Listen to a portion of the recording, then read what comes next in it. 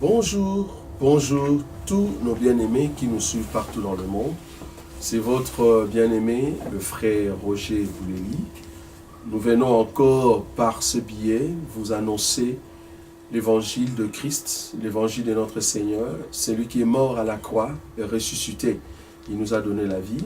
C'est une opportunité de plus de vous apporter encore en ce jour cet enseignement. Nous voulions parler sur le sang de Jésus.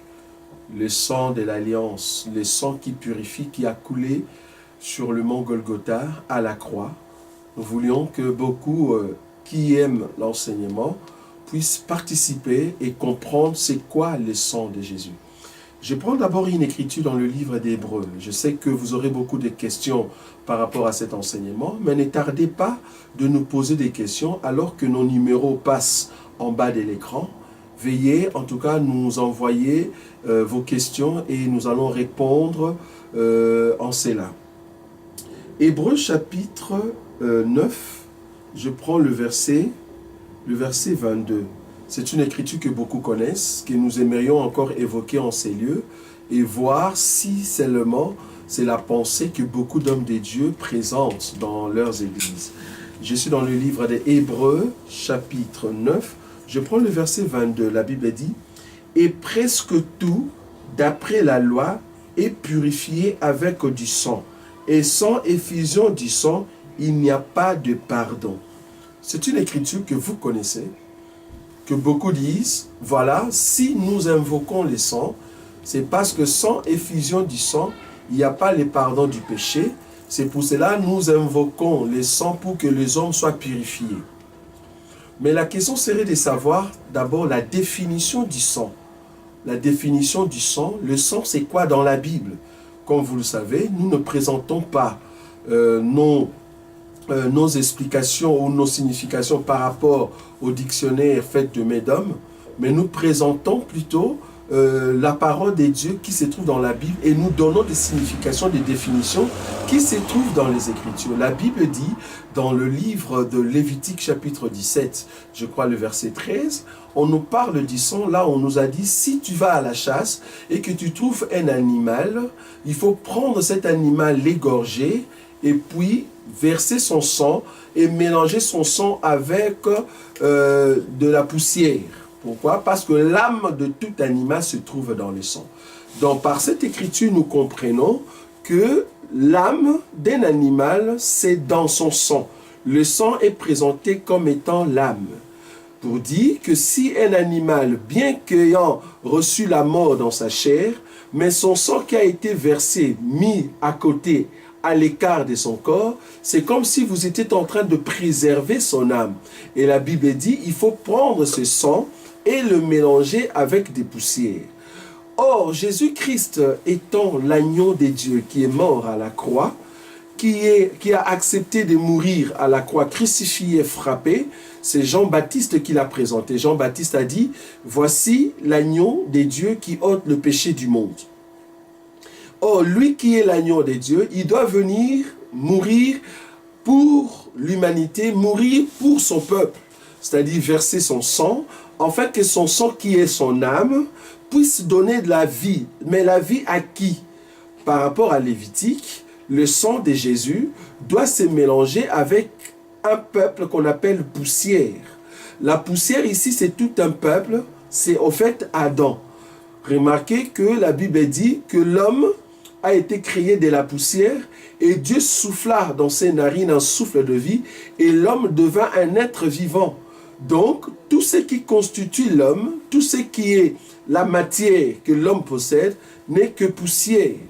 Il faut que le souffle de Dieu entre maintenant dans ce que nous appelons Adam, en d'autres termes, ce que nous appelons corps ou la chair, pour que cet homme devienne un être vivant. Or, le souffle que Dieu a mis en Adam, c'est ce que nous appelons ici le sang de Jésus, l'âme de Jésus qui doit entrer dans la poussière par rapport à Lévitique, chapitre 17, verset 13. Parce que l'âme de l'animal qui est dans le sang doit être mélangée avec la poussière. Or, la poussière, remarquée, c'est tout homme.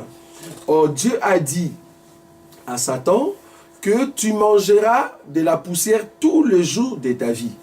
Et le même Dieu, dans Genèse chapitre 3, en tout cas le verset 14, il a dit à Satan, mais le verset 19, Dieu a dit à Adam, tu es poussière, tu retourneras dans la poussière. Donc là, Dieu était en train de reconnaître que le diable a le pouvoir sur toute poussière, sur tout homme. Or, si tu veux sortir entre les mains de l'ennemi Satan, il faut que en toi tu ne sois plus poussière par rapport à Lévitique chapitre 17 versets 3 et 13. Il faut que toute poussière reçoive l'âme de l'animal, pas de n'importe quel animal, mais de l'animal que nous appelons Jésus-Christ de Nazareth, l'agneau de Dieu qui ôte les péchés du monde, qui doit mourir à la croix afin que son sang, son âme soit versée dans la vie de ceux qui sont poussières. Ce n'est pas tout le monde, ce n'est pas toute personne qui reçoit ce sang, mais c'est seulement ce que Dieu a entre ses mains. Souvenez-vous que Dieu a créé Adam pas par toute la poussière de la terre, mais il a choisi une quantité de la poussière, vous voyez. Donc Dieu connaît son peuple auprès de qui il va les amener pour le former et mettre le souffle de vie en eux, c'est-à-dire le sang. Dieu connaît son peuple qui vient du ciel, afin de leur donner le sang de son Fils, pour qu'ils portent à jamais la vie. La Bible dit, celui qui a le Fils a la vie. Or, le Fils qui vit en nous, c'est son sang. Le sang qui a été versé à la croix, qui a été mis dans nos corps, dans nos vies, pour que nous ayons la vie. Nous ne sommes pas des hommes morts. Si nous marchons aujourd'hui, si nous disons que nous sommes vivants, nous qui étions poussière, c'est parce que Dieu a soufflé un souffle de vie. Le souffle de vie, c'est le sang de notre Seigneur Jésus qui a été versé au mont Golgotha, et aujourd'hui nous avons la vie. C'est pour cela, nous n'invoquons pas les sangs. Je ne peux pas invoquer les sangs, moi qui suis enfant de Dieu. Dans nos milieux chrétiens, dans nos églises, quand vous invoquez les sangs, au fait, vous êtes en train de dire, nous n'avons pas l'âme du Seigneur Jésus. Nous n'avons pas le souffle de vie. Nous n'avons pas la présence de l'âme de celui qui est mort à la croix. Mais tous ceux qui sont enfants de Dieu, d'abord vous étiez poussière et Dieu vous a fait la grâce de vous envoyer son Fils. Il a versé son sang. Le sang ne se trouve pas dans un bassin. Le sang ne se trouve pas dans un tonneau où il faut à chaque fois invoquer et aller prendre avec un gobelet. Non, le sang de Jésus, c'est son âme, c'est sa parole qui vit en nous. Ce sang nous a été donné par l'enseignement.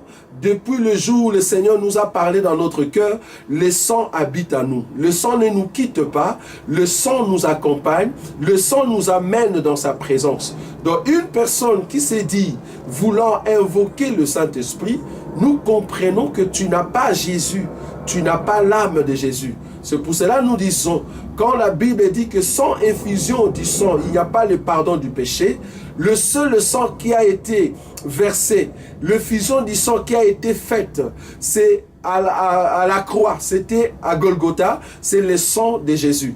Cette effusion nous a donné le pardon. Depuis que Jésus-Christ est mort à la croix, nous ne pouvons plus invoquer son sang parce que son sang est avec nous.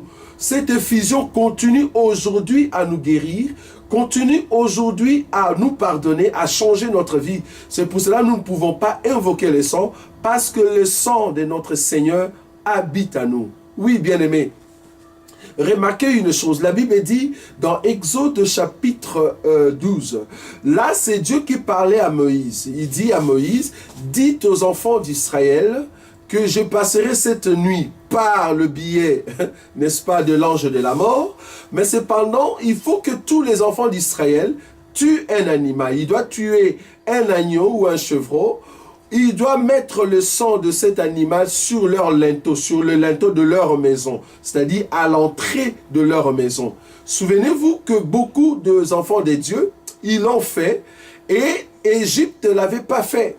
La Bible dit que ce soir-là, l'ange de la mort passait, il regardait si vous avez le signe de l'agneau, si vous avez le signe du sang dans votre maison. Vous voyez? C'est-à-dire l'ange de la mort cherchait ceux qui ont le sang. Maintenant, si c'était vous comme les églises d'aujourd'hui, vous qui se trouvez déjà dans une maison teintée de sang de l'agneau, mais vous invoquez encore le sang alors que vous êtes déjà dans la maison protégés par les sangs. Au fait, vous êtes en train de faire une prière d'ignorance. Parce que vous avez déjà les sangs sur le linteau de votre âme, sur le linteau de vos cœurs. Alors pourquoi invoquer encore le sang alors que le sang est déjà là? Parce que l'ange de la mort a déjà vu le signe du sang, il est déjà passé. Mais cependant, vous continuez toujours à crier soi-disant, il faut tuer encore l'agneau. Là, nous disons, vous êtes en train de crucifier le Seigneur Jésus pour la deuxième fois, alors qu'il a été crucifié une fois pour toutes. Et son sang est clair, son sang nous donne la vie, son sang change notre intérieur. Donc, toute personne qui se trouve dans une maison teintée du sang de l'agneau, trouve la vie comme Moïse l'avait institué. Nous aussi aujourd'hui, le Seigneur Jésus est mort à la croix. Nous avons pris son sang qui est son enseignement. Nous avons mis dans nos cœurs, dans nos âmes. Depuis lors, l'ange de la mort n'a plus le pouvoir.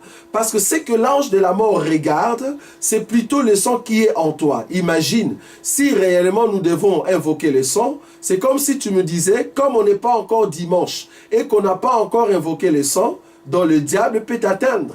Tu attends seulement les dimanches, quand le modérateur va dire « invoquons maintenant le sang », c'est là-bas que tu as le sang, et pendant la semaine, donc tu n'as pas le sang, du coup tu es vulnérable au Dieu de tout le monde, donc même le diable peut t'atteindre parce que tu n'as pas le sang. Vous voyez, là c'est en fait un combat de la foi.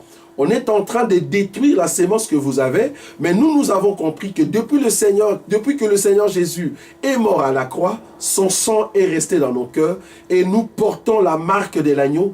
Partout où nous passons, l'ange de la mort nous voit avec la marque de l'agneau et il ne peut pas nous toucher parce que l'ordre qu'on lui avait donné, c'est de ne pas toucher la maison teintée du sang, de ne pas manger la poussière mélangée avec du sang. On a donné l'ordre à Satan de manger que de la poussière tous les jours de sa vie. Mais imaginez dans le livre de Lévitique 17, verset 13, on dit le sang doit être mélangé avec la poussière. Nous sommes un peuple que Dieu nous a mélangé avec du sang de l'agneau. Et depuis lors, nous ne sommes plus la nourriture du diable, parce que le diable ne peut pas nous manger. Il a reçu l'ordre de manger que la poussière. Mais nous ne sommes pas de la poussière, nous sommes poussière plus le sang, et notre vie a été transformée, parce que nous sommes un peuple qui vient du ciel. Dernière chose, la Bible dit, dans le livre de Josué, que Josué devait venir dans la ville de Jéricho afin de détruire cette ville. Mais avant de venir, il a envoyé 2 espions qui sont passés dans la maison de Rahab, la prostituée. Et le conseil que les 2 espions ont donné à Rahab, on lui a dit, nous allons partir et nous allons revenir pour détruire cette ville. Mais ce que toi tu dois faire, tu dois mettre un linge, un signe de cramoisi rouge sur la fenêtre. Vous voyez? Donc, Rahab, la prostituée, a mis ses linteaux sur sa fenêtre, les tissus rouges en signe de cramoisi, pour que quand Josué et son armée vont entrer en Jéricho, qu'ils puissent tuer toute personne, mais ceux qui vont se trouver dans la maison de Rahab soient sauvés, soient épargnés. Le signe rouge que Rahab a mis sur sa fenêtre, ça représente le sang de notre Seigneur Jésus. Et Rahab a reçu la grâce auprès de Josué parce que le tissu rouge, le linge qui était sur sa fenêtre, marquait au fait la protection. C'est pour cela que nous disons aujourd'hui, même quand Dieu va frapper la terre, ceux qui seront sauvés, ce sont ceux qui ont le sang en eux, qui ont l'âme de l'animal, qui ont l'âme de notre Seigneur Jésus, qui est au fait son sang, son enseignement, son esprit qui nous dirige. Voilà un peu ce que nous voulions participer, vous accorder comme exhortation pour toute personne qui pensait encore qu'il faut invoquer le sang de Jésus, alors que nous sommes déjà dans le sang de Jésus, nous vivons avec le sang de Jésus, nous marchons avec le sang de Jésus et nous allons nous reposer avec le sang de Jésus, parce que quand le Seigneur viendra, il va chercher ceux qui portent son sang afin qu'ils rentrent à la maison. Donc voilà. Si tu es un enfant de Dieu, le sang de Jésus se trouve en toi. Si tu es un enfant de Dieu, tu dors avec le sang de Jésus. Tu te réveilles avec le sang de Jésus. Tu vas à l'école avec le sang de Jésus. Tu travailles avec le sang de Jésus. Parce que le sang de l'agneau ôte tout ce qui est péché, ôte tout ce qui est malédiction, il nous donne le pardon et il ne peut nous quitter parce que c'est une grâce. Dieu ne l'a pas accordé à tout le monde. Dieu a accordé cette grâce seulement à ceux qui portent son nom, seulement à ceux qui portent la grâce qui est entre les mains de notre Dieu, ceux qui étaient autrefois poussière, que Dieu a choisi afin de mettre son esprit, afin qu'ils soient appelés êtres vivants. Nous sommes des êtres vivants parce que le Fils vit en nous. Celui qui a le Fils a la vie. Que Dieu vous bénisse. En tout cas, merci beaucoup et prochainement dans nos émissions Éducation chrétienne. Merci beaucoup.